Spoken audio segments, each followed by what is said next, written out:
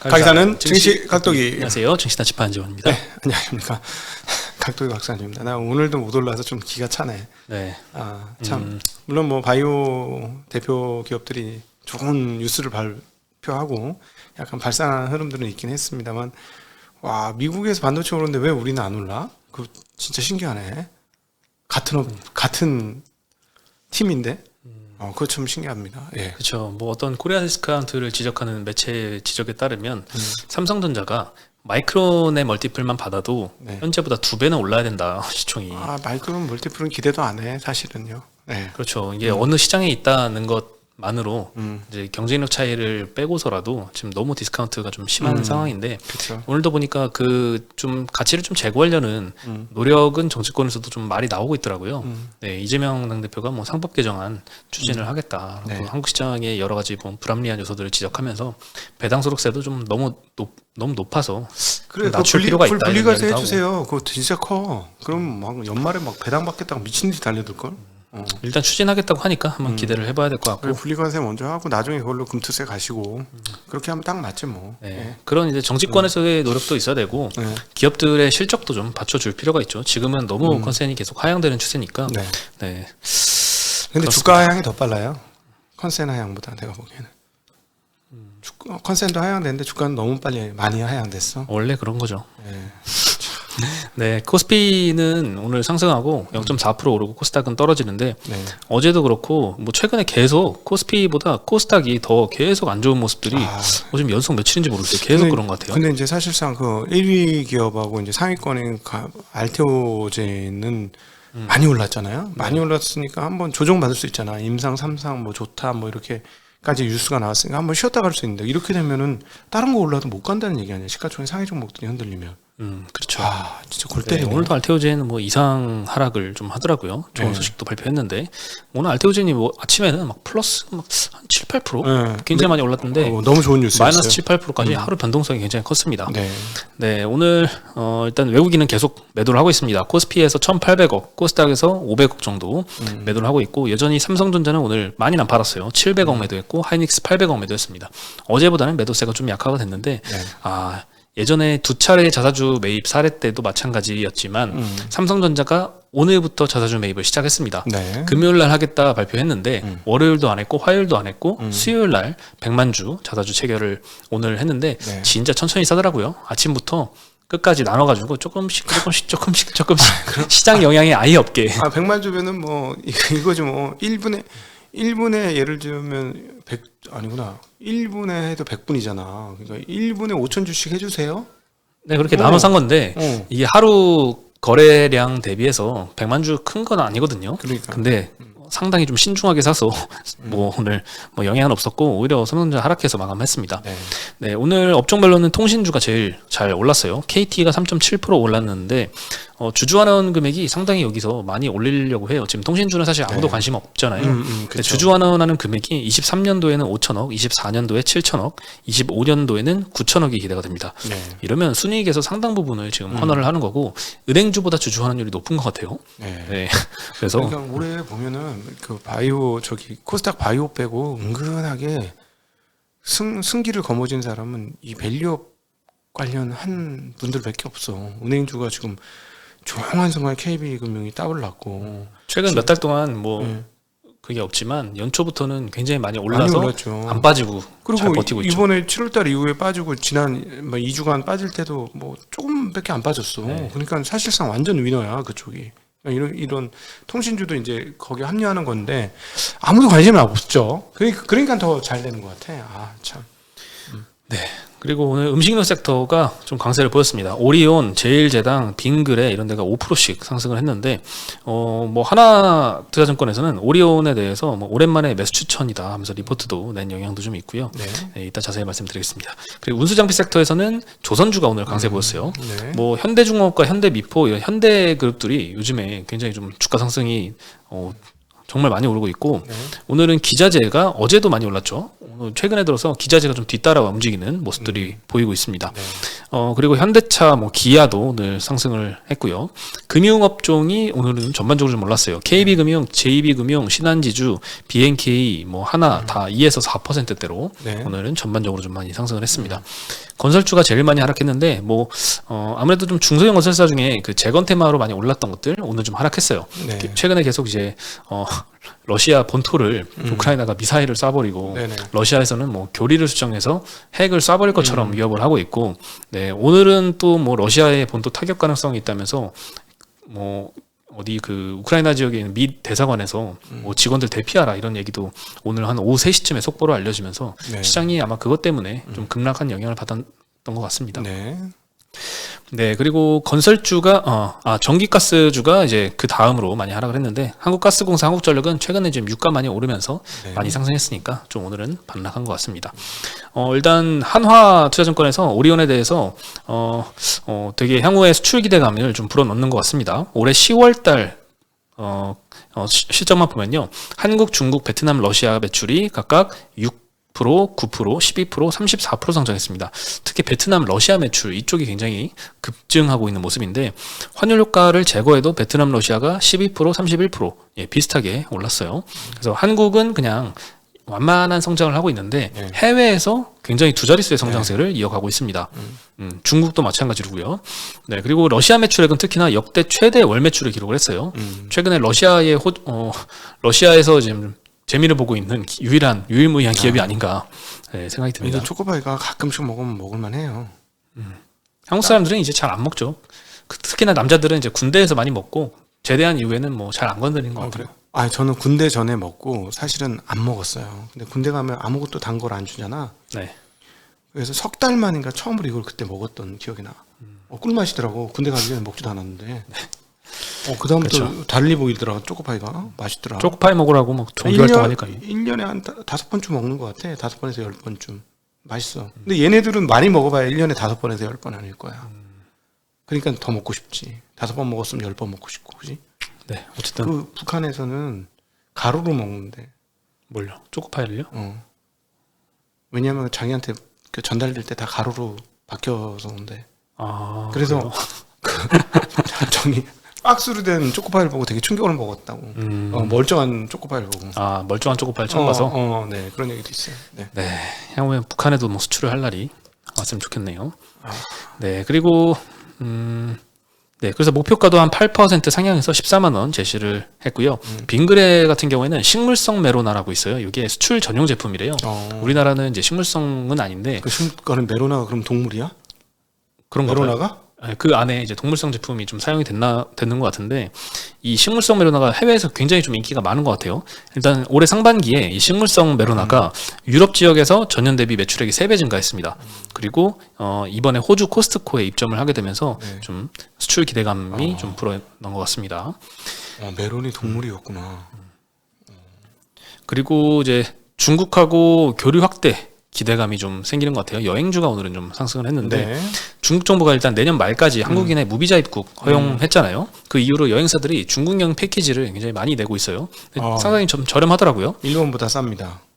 갈만하지 그러니까. 그렇죠. 일본보다 싸니까. 네, 뭐 가깝기도 하고 칭따오 2박 3일 패키지 상품이 8만 원대도 있대요. 네? 이게 이제 항공이랑 호텔 숙박까지 포함인데 8만 원대?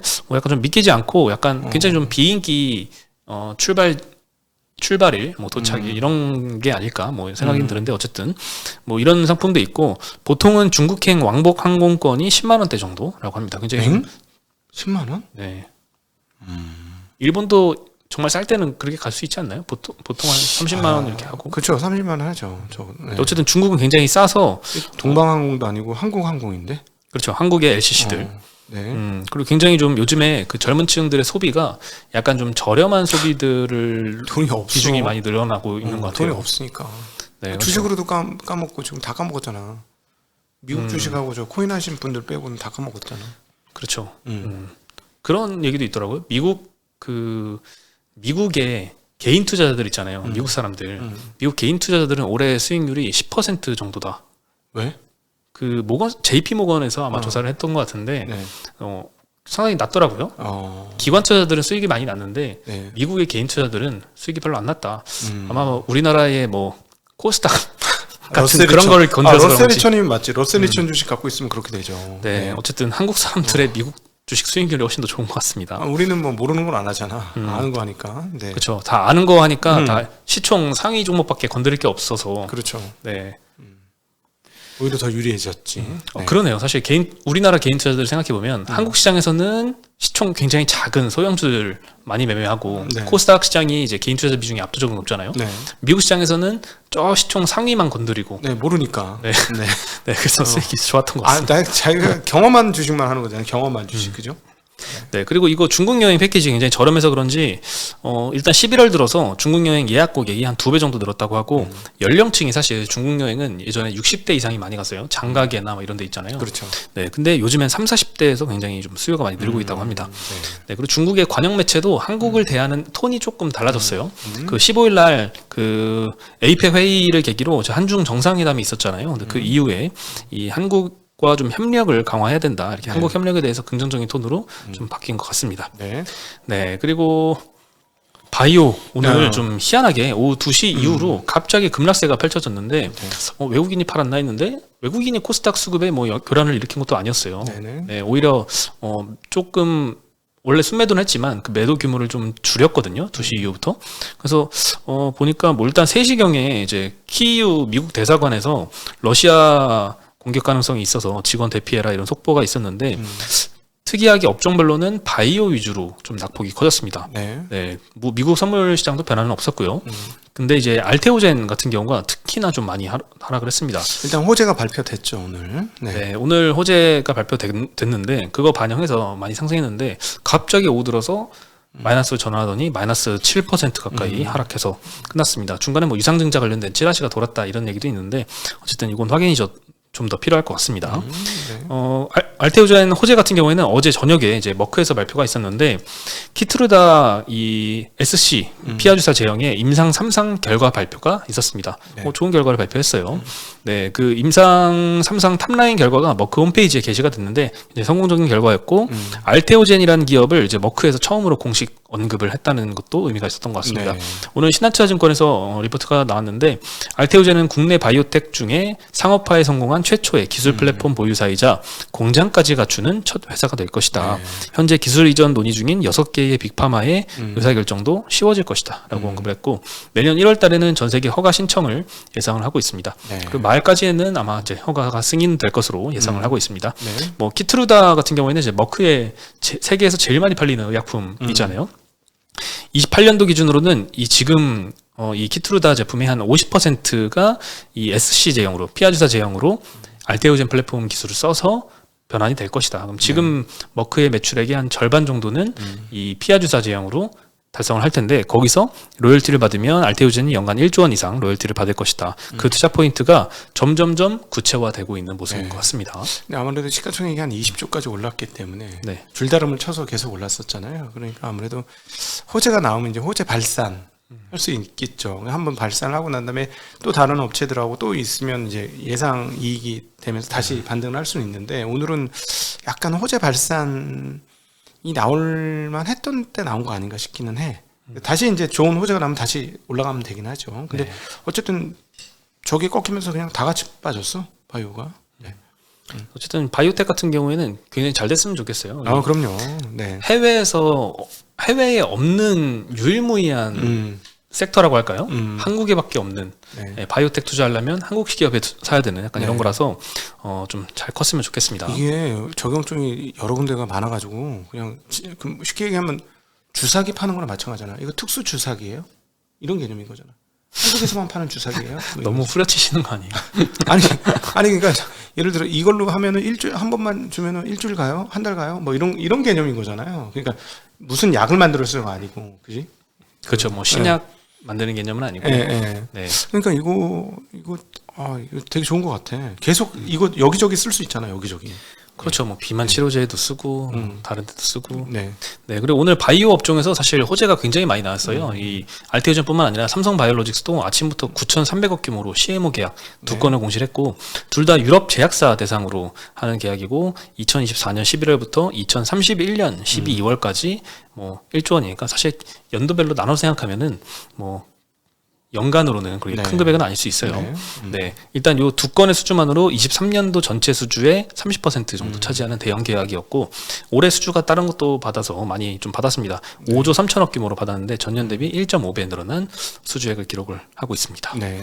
네. 뭐 아무래도 그 바이오 CMO 업체들도 사실 뭐 생물 보안법으로 이제 중국 규제하면서 대체 이 수혜를 볼 걸로 예상이 됐는데 지금 트럼프 당선 이후에 CMO 업종은 오히려 주가가 좀 하락하고 있는 것 같습니다. 네. 아마 바이오 섹터가 미국에서도 전반적으로 다 빠져가지고 그 영향을 좀 받는 것 같아요. 네, 그리고 SK 바이오사이언스는 이제 유럽에 21가 폐렴 구균 백신 3상 시험을 신청을 했다라는 소식이 있습니다. 이거는 이제 영유아랑 이제 청소년 대상으로 폐렴 구균 질환을 뭐 예방하는 이런 관련해서 1,080명 대상으로 임상 시험을 하는 건데 오늘 이 소식이 7% 상승해서 끝났습니다. 바이오가 네. 대부분 좋지는 않았어요. 네. 그리고 오늘 조선 기자재가 강세를 보이고 있습니다. 사실 트럼프 그 당선 초기에 거의 뭐 우리나라에서 유일한 이제 트럼프 수혜주, 진짜 네. 수혜주라고 할까요? 그렇게 좀 거론이 되고 있었는데 하나증권에서 오늘 그 리포트를 좀 많이 냈습니다. 동성 화인텍 일단 목표가를 2만 원 제시했는데 전일가가 12,000원대라서 상승률을 굉장히 높게 보고 있는 것 같습니다. 25년도 기준 PER이 10배. 인데 과거 하단 평균의 절반 수준 멀티플이다. 그래서 굉장히 싸다라고 언급을 했고 과거 슈퍼사이클 당시에 동성 화이텍이 PER이 상단 평균이 44배, 중단 평균 31배, 하단 평균 19배인데 지금 10배니까 하단 평균보다도 절반밖에 안 된다. 이런 논리인 것 같습니다. 일단 슈퍼사이클이라는 전제를 하고 있는 거죠. 네, 단열재 그 뭐 보냉재 같은 경우에는 그렇죠. LNG나 LPG 같은 이제 가스전 시장에서 좀 필수적이고 특히 LNG 시장의 가파른 성장이 예상되는 상황에서 좀 수혜를 볼 거다라고 하고 있습니다. 수주 물량 같은 경우는 사실 조선사들은 기자재도 마찬가지고 수주가 가장 중요한 이제 트래킹해야 될 지표인데 2년 뒤에 매출을 인식을 한다고 합니다. 수주를 이번에 받으면 2년 뒤부터 매출 인식이 시작이 되는데 네. 그러면 25년도 실적은 23년도에 수주를 생각을 해야겠죠. 23년도에 수주가 1조가 넘었습니다.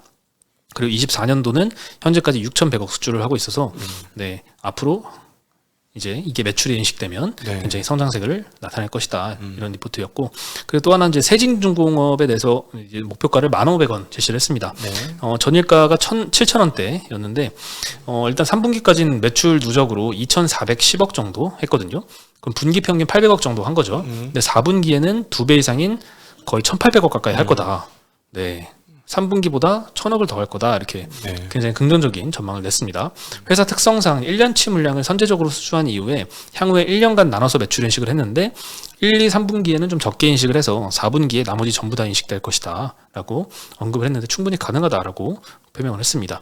네. 3분기 수주 잔고가 1,636억이니까 요게 다 매출화되면은 굉장히 가능성이 높다라고 언급을 했고요.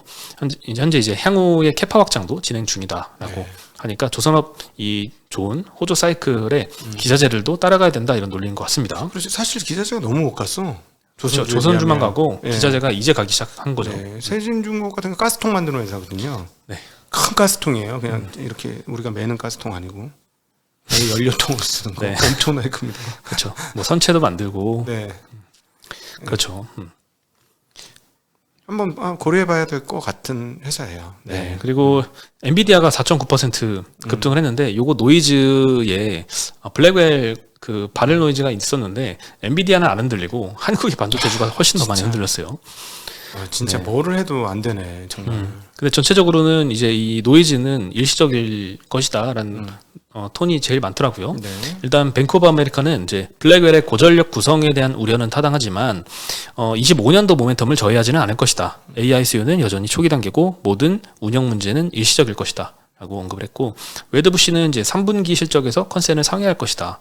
네, 블랙웰 구형과 비하이퍼스케일 모멘텀 강세로 26년도 이건 회계연도 기준입니다. 전망치를 상향 조정을 했고 블랙웰 출하에 신중한 입장이지만 25년 들어서 강한 모멘텀을 기대한다. 그러니까 전반적으로 이제 이 최근 블랙웰 과열 이슈는 상당히 좀 일시적인 노이즈다 이런 톤으로 제시를 하면서 다 목표가를 막 180불, 막 200불 부른 데도 있고 이제 높게 부르고 있습니다.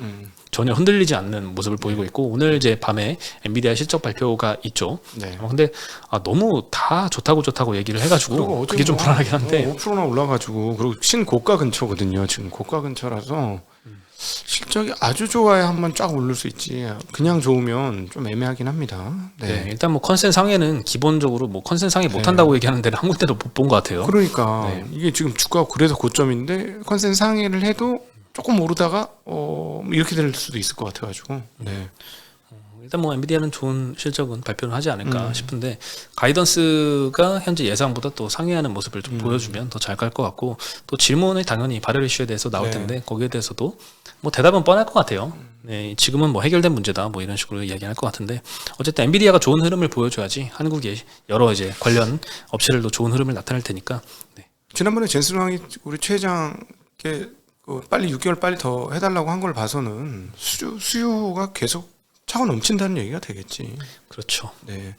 오죽했으면 6개월 빨리 해달라고 그게 순서가 있는 건데 그 정도까지 얘기할 정도면 팔아먹을 수 있는 게 있다는 거잖아. 너희가 해주면 우린 팔아먹을 수 있어 이건데 그 참 안타깝네요. 한국은. 네. 네, 근데 오늘 하이닉스는 일단 뭐 상승하다가 오늘 그냥 0%로 끝났습니다. 네. 네, 삼성전자는 1.8% 하락해서 끝났고, 아까 말씀드린 대로 자사주 매입 100만 주 오늘 처음 시작을 했습니다. 앞으로 계속 하겠죠. 네. 그리고 다올투자증권에서는 이 자사주 매입에 대해서 여기 하방 경직성은 있지만 펀더멘탈 회복 단서가 확인되기까지는 상방이 좀 제한적이다 이렇게 언급을 했는데 실적 전망은 굉장히 좋게 하고 있어요. 네. 영업이익이 삼성전자가 24년도에 36조 전망하고 있고 25년도에 49조, 26년도에 60조, 27년도에 74조. 막 이거는 거의 뭐 메모리가 아니라 계속 그냥 성장하는 거의 비메모리 실적 추정 정도로 굉장히 앞으로도 계속 좋을 것이다 이렇게 추정을 하고 있고 네. 반면에 하이닉스 같은 경우에는 24년에 24조, 25년에는 45조, 25년에 이제 삼성전자가 49조 추정했는데 하이닉스가 45조면 거의 이제 삼성전자 따라잡았다 이렇게 추정을 하고 있는데 26년도부터는 47조 완만해지고 27년에는 42조 오히려 감소하는 걸로 추정을 했습니다. 야, 이 추정이 맞다면 지금 주가는 너무 싸네요. 그렇죠. 일단 이거는 이제 거의 뭐 가장 좋게 전망하는 측의 이제 숫자인 것 같고 어쨌든 특이했던 점은 삼성전자는 26년에서 27년으로 추가적인 성장이 나타나고 있어요. 심지어 한 20% 넘는 매출 성장을 영업이익 성장을 전망을 하고 있는데 하이닉스는 26년부터 27년에 오히려 감소로 추정을 하고 있어서 이 이유도 좀 궁금하네요. 명시가 돼 있지는 않아서. 네. 시장을 좀 뺏긴다고 보는 거겠지. 그럴까요? 그러니까 네. 그때쯤이면 하겠죠 설마. 그리고 롯데케미칼은 요즘 계속 우려가 지속되고 아, 있습니다. 오늘도 3% 주가가 하락해서 어제 그저께 많이 빠졌고요. 어저께 소폭 반등했는데 그 반등분 이상으로 오늘 좀 하락을 했습니다. 그래서 다시 주가는 2009년 이후로 신저가를 기록을 한 상태인데 루머를 해명을 했죠. 뭐 12월에 모라토리움 선언할 거다라는 루머에 대해서 사실 무근이다라고 언급을 했는데도 채권 시장에서는 금리가 좀 올라가고 있다고 합니다. 보통 이제 회사채 같은 경우에는 전일에 채권 평가사가 평가를 합니다. 이 평가 가격보다 이 낮게 거래가 됐어요. 이 채권 가격이. 그러니까 금리로 따지면 30bp 정도 오버돼서 거래가 됐는데 그 규모가 한 700억 정도 규모라고 합니다. 적지 않은 규모라서 이거는 아마 이제 뭐 기관 투자자가 혹시 모를 사실 무근이라 해명을 했지만 그래도 혹시 모르니 일단 이 자산 빼고 보자 하는 대규모 매도로 아마 추정이 되는 것 같습니다. 네. 어쨌든 이런 루머가 사실이 아니라고 결론이 나오더라도 그 과정에서 금융시장에 영향을 끼치고 그게 또 이제 이 회사에는 피해가 되니까 이런 것들은 좀 조사를 확실하게 좀 진행할 필요가 있을 것 같습니다. 네. 멀쩡한 회사도 사실은 신용 위기다 이렇게 돼버리면 은행 같은 게 대표적인 거긴 하지만 멀쩡한 회사도 하루아침 문제가 생길 수도 있는 거라서 좀 이게 되게 민감한 이슈입니다. 이거. 게다가 뭐 롯데그룹 같은 경우는 뭐 힘든 건 알고 있잖아요. 재무적으로 힘든 건 알고 있는데 그런 상황에서 이런 이슈가 더 힘들게 만들면 좀 안 될 것 같긴 합니다. 네, 어쨌든 오늘 소식은 여기까지고요. 저희는 네. 내일 다시 인사드리겠습니다. 네, 안녕.